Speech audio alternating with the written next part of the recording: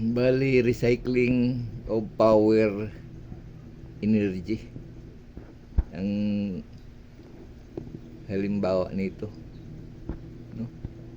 Kapag burnout sa gabi, ah, automatic iilaw yan ang emergency light. Kapag bumalik na rin ang electric, automatic na rin yan papatay ang ilaw ng solar light. Pero nagcha-charge na rin ang solar panel. Recycling of power energy, no? Bali, ano to? Manually made. Okay.